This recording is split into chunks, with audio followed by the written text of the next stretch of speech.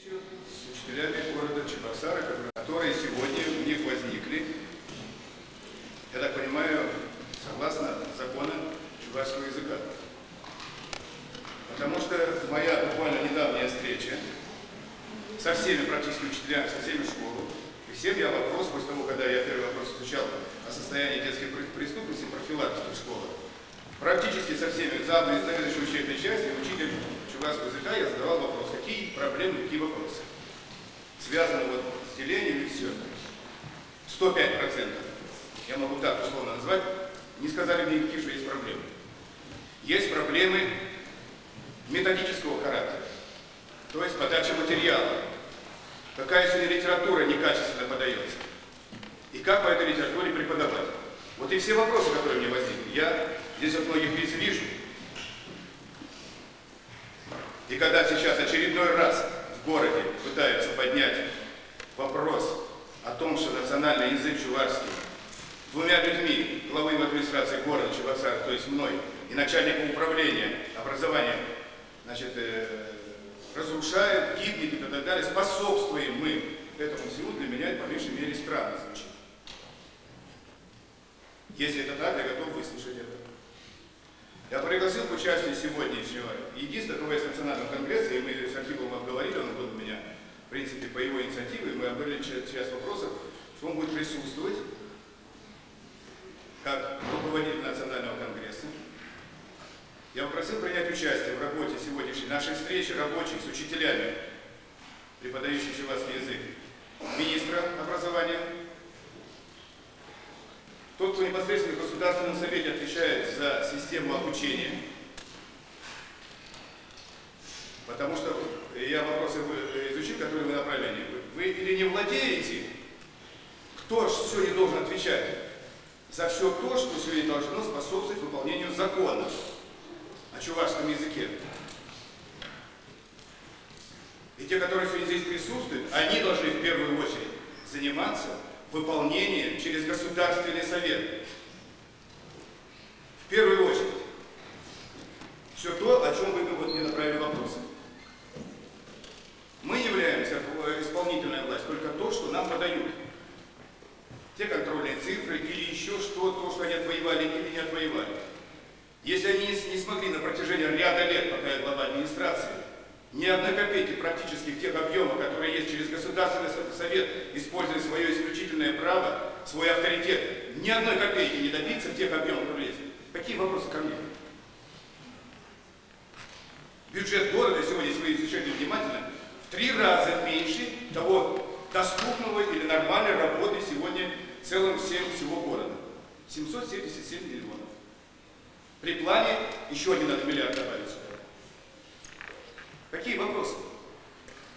Вы задайте депутатам Государственного совета, которых вы избирали единогласно, которые не защитили ни одной позиции, ни одной цифры не защитили бюджета города. Я выслушал и готов нести, условно говоря, наказание за то, что я виноват в чем. Но извините меня, снимать все и никому больше не предъявлять, но это, по меньшей мере, не этично и не тактично.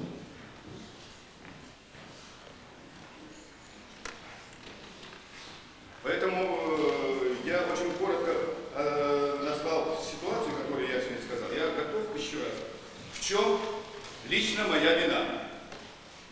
В том, что мне иногда письма пишут о том, что неправильно написаны остановки на чувашском языке. Я задаю этим же товарищам вопрос. Мы эти названия отправляем, лучше нет у нас сегодня, наверное, более квалифицированной подготовки, как написать остановку, как педагогический институт. Мы оттуда получаем перевод. Какие вопросы ко мне, если там неправильно написано?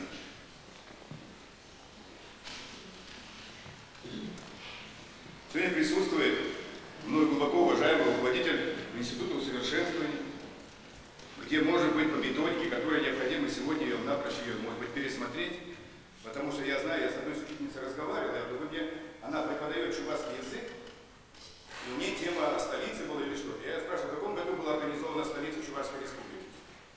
Что проще было? Она не смогла мне ответить. В прошлом году, когда мы справляли 530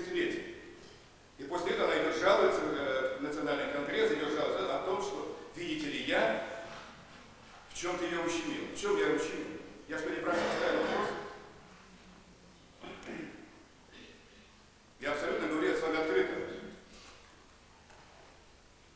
Но сегодня, если так рассуждать, если в бюджете республики не нашлось достаточных объемов для того, чтобы, согласно закону, который предполагает финансирование именно чувашского языка, не нашлось или не отвоевали, или как хотите понимать. Я не могу выше головы прыгнуть. Нет проблем. Забирайте отсюда деньги. Тогда крыши, газ, тепло. Я говорю, если в школе будет 5-6 градусов, дома будет 7 градусов, вы будете пользоваться методикой? Нет, не будет. Но логика жизненная сегодняшняя такова. Так что тогда мы добиваемся?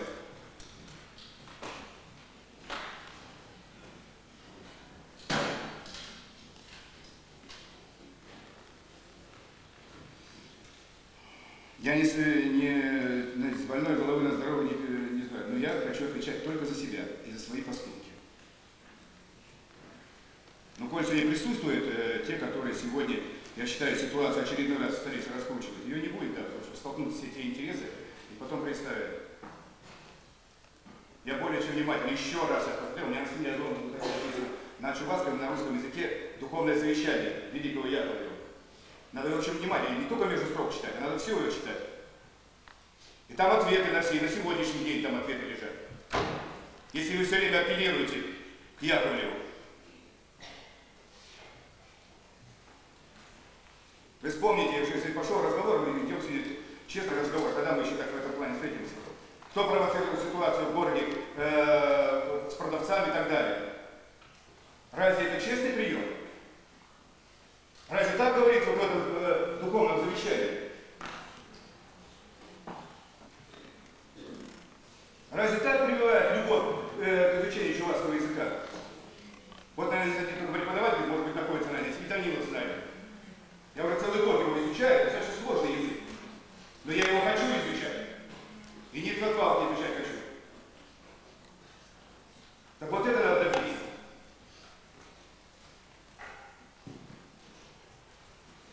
Где-то май месяц. Со всеми школами максимально постарался возможность встретиться. Спрашиваю учителя, какие у вас есть вопросы. Вы довольны, как на сегодняшний день, вот так, вот так. Нет, Антон, все нормально. Заведующий учебной части спрашивает, у вас есть вот так? Ну вот сегодня вот так, вот здесь поделение и так далее. Нет. А сейчас целый бунт на корабле. Я буду отвечать только за то, что мне предписывается. По моей должности. В том числе и коль является со всеми исполнительными властями. Я хочу, что они ответят по поводу финансирования. Потому что я так чувствую, что у вас вполне такое, что это город, это я зажал деньги и даю вам деньги. Потому что иначе здравый смысл вообще-то должен подсказывать. Такого не может быть просто.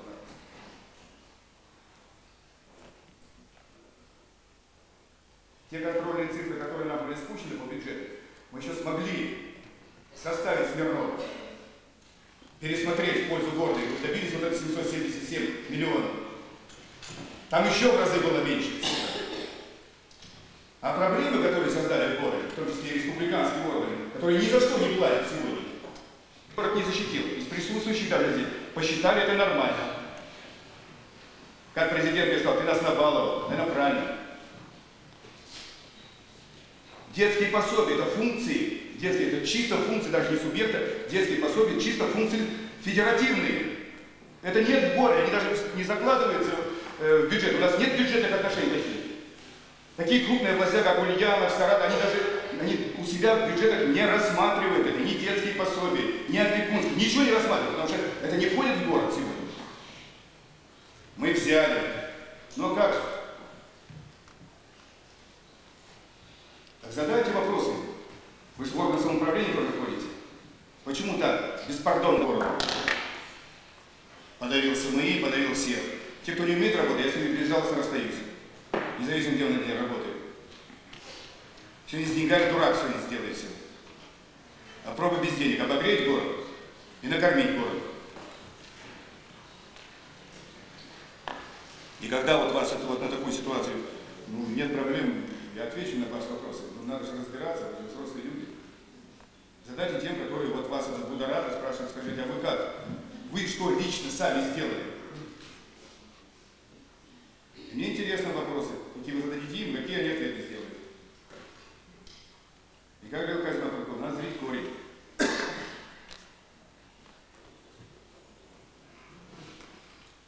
Давайте так. Сергей Викторович, очень коротко там по тем вопросам, которые у нас действительно общего характера, которые касаются только города. Я просил бы министра тоже честно, объективно рассказать сегодняшнюю ситуацию именно с законом о Чувашском и его исполнении. Просил бы депутата Государственного совета честно высказаться здесь, почему сегодня закон о чувашском языке не работает. Ну и хотел бы председателя Национального конгресса высказать свою позицию. И пора уже вот такое брожение, в общем-то, в принципе, будоражить. Это, в общем-то, никому не интересно. У нас очень много проблем, которые сегодня надо решать всеми вместе. Я буду отвечать только за то, что я несу ответственность. Языка от группы учителей поступило обращение в адрес главы администрации города о встрече, так как накопился целый ряд вопросов. Эти вопросы были учителями сформулированы, и, если память меня не изменяет, 16, по-моему, вопросов они задали. Вопросы, в общем-то, достаточно стандартные, и в октябре месяце мы в каждом районе города встречались с учителями чувашского языка, с участием директоров школ, заместителей директоров, начальников территориальных отделов. И, в общем-то, на все вопросы мы ответы давали. Но, тем не менее, вопросы сегодня снова звучат, и на некоторых вопросах я остановлюсь. Первый вопрос. В некоторых школах не осуществляется деление классов на группы, то есть нарушается 9 пункт 4 главы Государственной программы реализации закона о языках Чувашской Республики. В 70 школах города изучается у нас как самостоятельный предмет чувашское слово в 1-9 классах в соответствии с базисным учебным планом, который был утвержден Министерством образования. И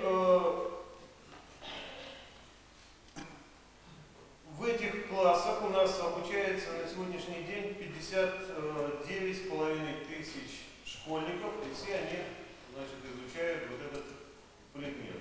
Проверки, которые проводило Министерство образования по состоянию изучения чувашского языка, школы города Чебоксары, в общем-то, дают положительный эффект, качество довольно высокое, я могу назвать ряд школ, в которых это качество реализуется.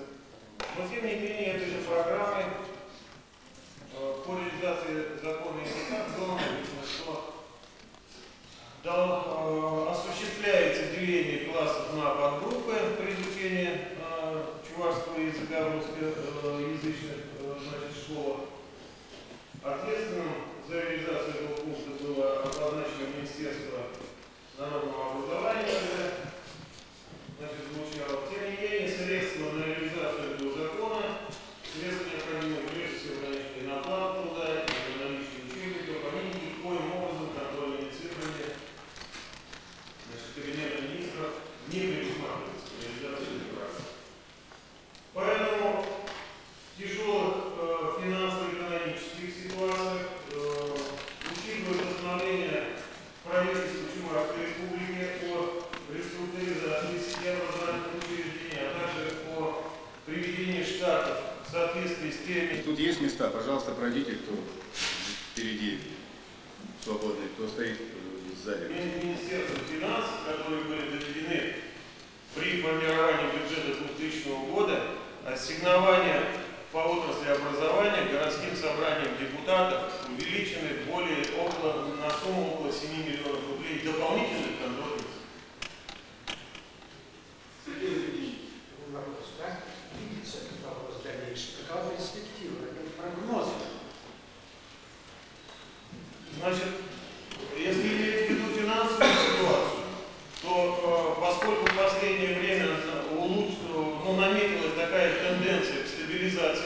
негативных процессов, которые преследовали нас, в течение последних 4 лет, когда очень тяжелая была ситуация, забастовочное движение, мы все это хорошо помним.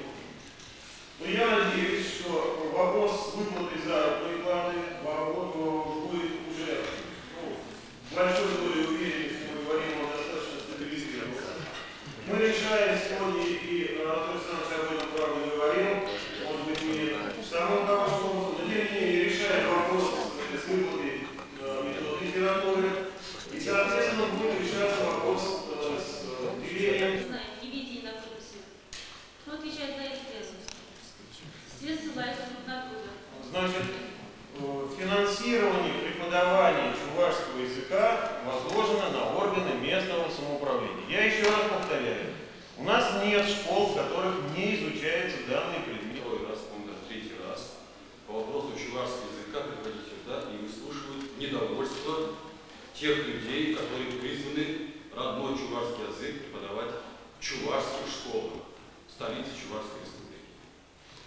И тут же нам было сказано, что огромная сумма уходит просто персов, 5 миллионов персов, еще 5 миллионов, еще 10 миллионов. И вы говорите здесь как о каких-то тысячах рублей. Понимаете, как-то диссонанс это звучит. Неужели нельзя город сделать так же образцовым в отношении чувашского языка, Анатолий Александрович? У нас образцовый город во всех отношениях. Я горжусь, что живу в этом городе, и горжусь, что вы у нас руководитель такой сильный и мощный. Давайте вопрос раз до конца решим с этим чувашским языком. Все-таки мы живем в столице Чувашской республики. Спасибо. У нас... Я постараюсь включать, Вячеслав Ильич. Во-первых, вы не совсем не поняли. 5 миллионов и 5 миллионов, они не в песок ушли. Значит, ходатайство 15-тысячного коллектива тракторного завода прислало, мы же не просто так выделили эти деньги, прислало, как называется, бизнес-обоснование, что если город поможет кредитовать им вот такую сумму, то они обязуются перед горожанами, перед депутатами и так далее, что эти 5 тысяч пойдут на восстановление, будем говорить, разрушенного того, что есть. Это же коллектив, 15 тысяч, это жители города, я же не могу не отреагировать. И они обосновали, что плохо то, плохо то, плохо то, плохо то. В эти 5 миллионов вошли квартплаты, которые мы освободили, потому что они не получают даже длительное время денежное содержание. Мы освободили, в эти 5 миллионов вошли проездные. По предметам чувашское слово за 98-99 учебный год в процентах 74,3% по городу. Это высокий результат, наверное, министр образования подтвердит, что мы качественно преподаем, несмотря на те трудности, которые сегодня. Еще раз слово. Мне просто кажется, учителя чувашского языка, сидящие здесь, им тоже сейчас, мне кажется, не так просто бросить свои дела, прийти сюда. Меня не первый раз. Они, кстати, приходят, и чувашский национальный конгресс. И мы, люди конгресс, здесь не просто так сидим. Они к нам приходят. Не получают ответа здесь, не получают ответа в министерстве, приходят к нам. А мы не можем оставаться в стране, потому что это наш родной язык. Понимаете? Я у вас чувствую силу. Вы сильный мужчина, и это вопрос вы можете решить. Я это прекрасно знаю. Но почему не решаете? Ну вы подскажите, я помню твои выступления в Государственном Совете, когда ты защищал вот эту позицию. И помню голосование, проигрышное голосование. Я могу напомнить, когда это было. И никто, твои коллеги в Государственном Совете не поддержали тебя, а город поддержал. Город инициировал, если вы помните доходную мою записку, за подписью Государственный Совет, о выделении дополнительных средств на чувашский язык. Напомни? Напомни, я могу поднять руки. И ты выступал по этой записке, мы поддержали тебя. Но никто не дал денег. Можно я скажу? Так, вы меня извините, я сегодня провела 6 уроков. Я работаю в Чувашской немецкой школе гимназии номер 37. Меня зовут Прокопьева Римма Ивановна, у меня высшая категория. И из 6 уроков, 4 урока, у меня 36 учеников. Класс у меня рассчитан на 20-25 учеников. И около моего учителя, учительского стола сидели 3 ученика. Я стояла в углу журнала. До нынешнего учебного года у нас все классы делились. У нас было 5 часов чувашский язык. Сейчас 3 часа. В то же время у нас преподается немецкий язык, английский язык. Есть классы, где 22 ученика и делятся на 2 подгруппы. И у меня на 2 стульях сидят по 3. В чем виноваты дети? Я живу в столице Чувашской республики. Рядом Новочебоксарск, где я знаю, с 1 по 9 класс все делятся. И учителя получают 15 Несмотря на то, что у меня высшая категория, у меня оклад 530 рублей. Вот. И дети каждый год занимают на Олимпиаду призовые места. Учителя стараются. Нет, наверное, в городе таких учителей ни по одним предметам, как по чувашскому языку.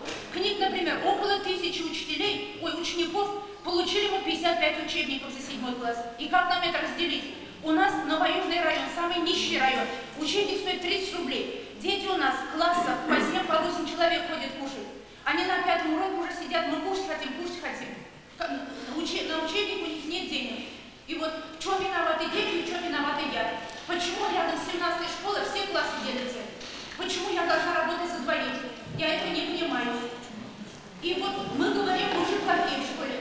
Мы же плохие. Я никого не хочу обвинять. Почему именно на чувашский язык, на чувашском языке надо экономить? Мы живем в столице, у себя на родине. Почему немецкий язык 22 ученика, делится класс пополам на 2 подгруппы? Ну я вас понимаю. Да. Подождите, давайте, мы же не на английский парламент. Есть вопрос, я должен ответить на него. Я ответил, тогда я согласен с вашей абсолютно постановкой вопроса, и я помню, вот здесь вот мне сказали, написанная записка, это в унисон, что мы вас выбирали, у вас будет возможность в этом году выбрать такого мэра, который будет заниматься именно вот вплотную, не в этом, я сейчас отвечаю, это такой же вопрос. Но, естественно, был вопрос поднят, я помню, в прошлом, позапрошлом году, на сегодняшний день, что максимально я обращаюсь к начальникам территориальных отделов образования здесь. Вы непосредственно несете ответственность за качество обучения и качество преподавания чувашского языка. Если нет, тогда вы мне абсолютно не нужны. Почему сегодня возникает ситуация, если сегодня есть искривление ситуации чувашский язык, немецкий язык, чувашский, английский, ну, это называется недифференцированный подход, если по-научному сказать. Поэтому я хотел бы выслушать, или вы, Сергей Викторович, отвечаете, или начальник территориального, любого отдела. Сейчас мы выслушаем по данному вопросу ответ, а потом вам предоставлю вопрос. Кто готов ответить? Я отвечу, и я уже отвечал на подобные вопросы, и неоднократно отвечал в каждом районе, и министерство опять, наверное, подтвердит, что средства на деление Литературы не будет. Вот вы торжественно сказали. Это после этого, значит, было ли сокращение? Или, значит, учиться один случай не было, ни одного случая. Ну, не знаю. Значит, второй вопрос. Тогда мы как раз разговаривали о том, что есть государственная программа реализации законного языка. Вот. Как раз тогда мы разговаривали о том, чтобы хорошо бы городской администрации, в том числе и подразделения городской администрации, и отделе образования и культуры, иметь соответствующие планы работ по реализации закона языка. Вот за это время разработано у нас есть мероприятие. У вас что-то есть в перспективе, хотелось бы знать. Ну, наверное, есть, без этого не может быть. Нет, но нам бы раздали как-то так, или хотя бы посмотреть. Если вы запрашиваете официально, я никак не могу поймать, вы для чего? Вот мы сказали, что сокращение не произошло. Если говорят, что здесь есть, я хочу выслушать, где произошло сокращение. Сокращение произошло где или нет? Пожалуйста. Это какой у нас район? Район какой? Да, извините, пожалуйста. Спасибо, что вы нашли время, что устроили нам эту встречу. Эту встречу давно хотели. И поэтому можно спокойнее, ушли окошко спокойно. Как это нужно сегодня? Вам рассказали, но более подробнее уже не расскажешь. Сегодняшний день. Как мы сегодня живем, как выживаем. И дай Бог сегодня просматривая перспективу, чтобы это, в общем-то, те позиции, которые мы заявили. Ведь многие вот в том доме считают, что городу трансфер не нужен. Вот не нужен городу трансфер, и все. Но мы сняли сегодня напряжение по заработной плате. Вы знаете, чего это стоило? Вот кто здесь знает, что такое тяжело? Город самостоятельно снял, по сути дела, напряжение. Мы что, сейчас хотим вернуться к этой позиции? Тогда проблема чувашской, она потонет в том проблем, которые опять возникнут. Заработные платы и так далее, и так далее. Но давайте сегодня мудро подходить к решению вопроса. Возникнет, будет, вы невнимательно прослушали, потому что не все слушали, и, может быть, и не хотят слушать. Мы оборонили и заложили в бюджет. Это противоестественно, но мы заложили. За счет того, что будет работать бюджет, будут определенные наработанные положительные, так сказать, экономические процессы, которые позволят, так сказать, вычленить внебюджетные. Мы будем, если вы не прослушали, это плохо, направлять именно на решение ваших вопросов. Но по-другому я вам не могу ничего, это перспектива. Мы заложили эту строку заложили, уже с учетом сидели с Портасовой, наверное, дня 2-3 сидели, обсуждали, как сегодня вот это заложить. И мы, исходя из реалий сегодняшнего дня, как выработали вот эти процессы, мы посмотрели, что в принципе, если нам мешать не будем, мы можем выполнить вот эту строку. Ну, как по-другому еще вас убедить? Я же не могу сегодня в цифрах сказать. Сейчас вот все грохнется опять, все предприятия. Что будем делать? И опять бюджет будет ноль. Он же формируется бюджет за счет этих предприятий, тракторного, агрегатного, дизельпрома, ХБК и так далее, и так далее. Мы же не станок печатать, не включаем его.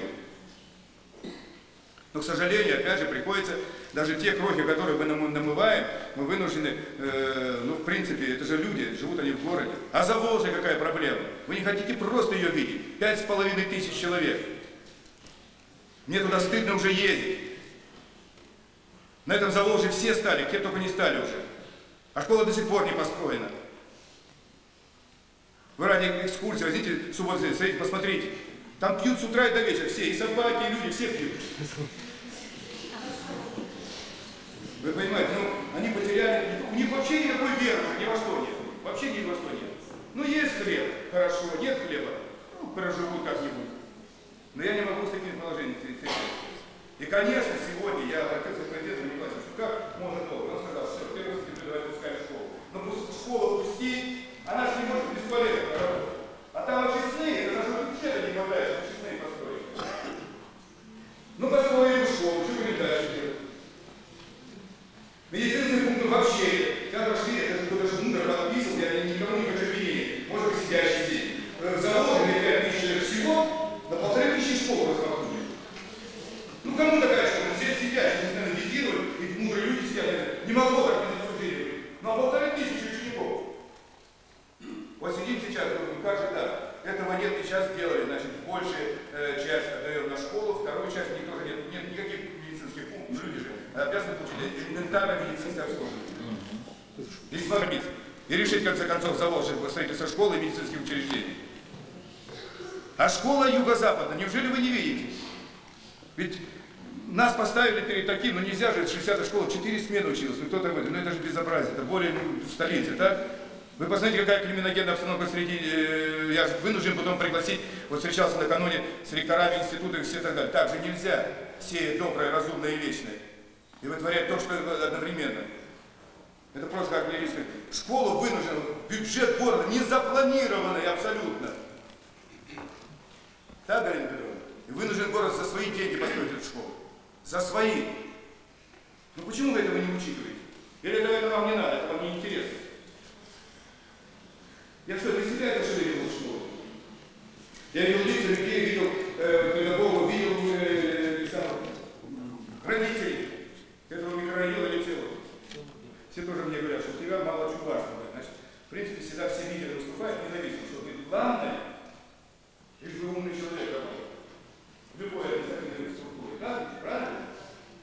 Но я вам дословно, у нас 75% чувашка работает в администрации города. Но тем не менее, вот как некоторые были, испытывали такую ностальгию, а как же так, а сколько? И посмотрели, ну и что теперь делать?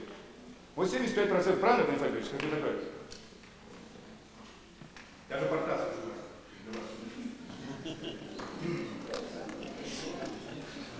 Вот так.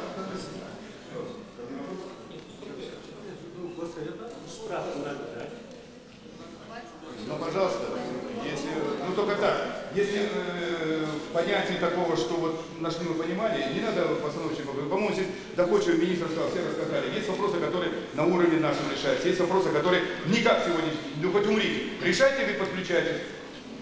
Если такое в этом качестве, пожалуйста, выступите. Пожалуйста, пожалуйста.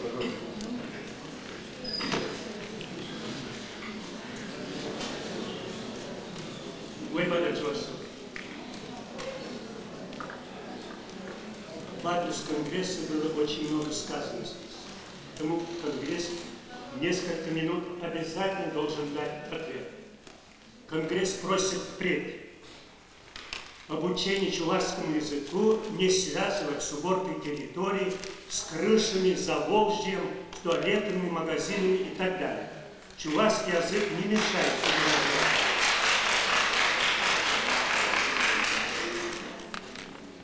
Недостатка желающих быть руководителями очень много. Претендентов всегда. Хоть на пост министра, мера руководителя отдела образования, института полным-полно желающих. Если не можем, значит не претендовать. Мы всегда говорим, обращайтесь в Москву, обращайтесь к Филиппову, президенту. Нет, вы военный человек, прекрасно понимаете. Обращаться надо к непосредственному начальнику. Вы главный начальник в городе, мы непосредственно по-военному к вам не обращаемся. Вас перескакивать нельзя. Это надо воспринимать совершенно справедливо. Чуваш халахе уян. Пиренбе адаланза бирадан республика ништадажу. Вуламаншин канабель месть. Кöln коминчету садраган статистика тара. Эбир эна. Движи детки мусковая радка, конкретнее укша ништачик мешукта. Укша ништачик мешук кинезе хаварпуратка. Эркашра шаганда сельхоз академинчен шуллере кубала захума путараща. Эркашра менчухле илемнеца задудараща. Чеваш чергине ме укшажу. Полма путарамашын беке бала. Теке хамдалу кчажу. Еще есть? Не, ну если вы будете меня обвинять, я... По Конгрессу председательства нет. Ну, уже выступили. Я наоборот хочу выразить благодарность вам, Анатолий Александрович, если вы это собрали на совещании по своей инициативе. Даже если надавили вас, все равно большая благодарность, что вы собрали своих подданных. Ну, да будет вам известно, на меня никто давно еще не давил.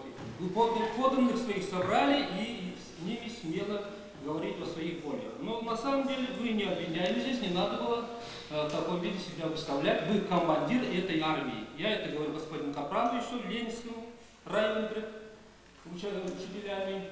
Вы можете повести вот эту армию, за ними еще десятки, и вы можете победить на выборах президента республики. Речь идет не о классах, делении и делении. Речь идет о дальнейшей судьбе чувашской нации. На таком большом уровне. Сейчас не делят классы. Или раздрай, как вы говорите, организуют на мелком уровне, как нам показал сейчас Ульян Кранидович со своим учителем. А они наверняка политическую цель преследуют. Очень нужно, чтобы не было стабильно, чтобы где-то огоньки шовинизма, национализма где-то не потухали. Но не это столь важно. Все время говорим о отсутствии денег. Но деньги всегда были, землетрясений же не было у нас. Чувашские члены никогда не будут говорить, что дайте нам зрелище и хлеба. Нет, они будут работать только справедливым словом, вы объясните им, ради чего можно жертвовать. Если они это поймут, они в 21 году открыли национальный институт, они в 21 году открыли, в голову году открыли палату книжную, открыли национальный музей, и сейчас откроют академию. Только объясните, ради какой цели это делается. ЧНК в данном случае не объект вашего обвинения. ЧНК постоянно приходит, потому что не находит поддержки ни в администрации города, ни в Министерстве образования, надо честно сказать. Министерство пока так работает, шаг-ватка, свою миссию не выполняет. Если Министерство скажет свое твердое слово, если Госсовет прислушается к правительству, этих дребедений не было бы.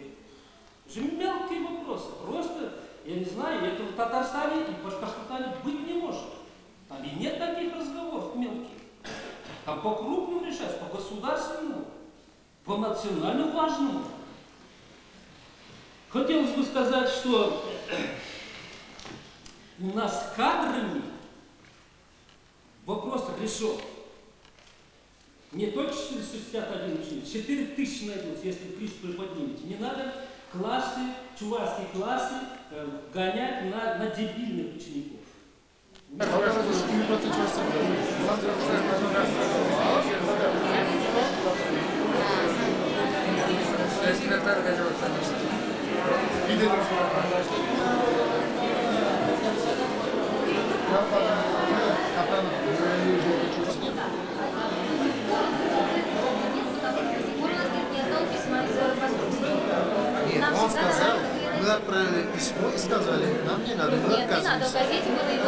так, совершенно Нет, не так. я с ним разговаривал. Я не знаю, как он вам сказал, его интервью есть. То есть вот этого письма не было, да? Что вы Письма, то, что отказываетесь, мы не было? отказываемся, не было. Но и нам еще ни одного письма тоже не было. Каждый год нам давали. Я сказал, 100 человек не могут принять, да?